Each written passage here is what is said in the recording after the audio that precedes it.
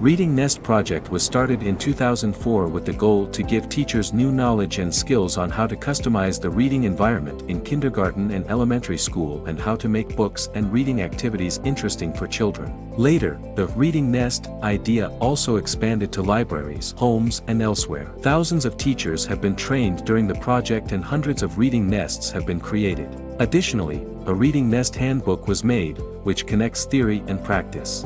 In 2021, Latvian and Finnish reading associations and their partners joined the project. The Reading Nest project web page is a source of inspiration in 3 languages.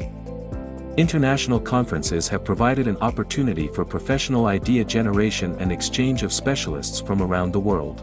We invite you to the 6th Baltic Sea Conference on Literacy. Literacy Environment, Environmental Literacy. October 4th to 7th, 2025, Tallinn, Estonia.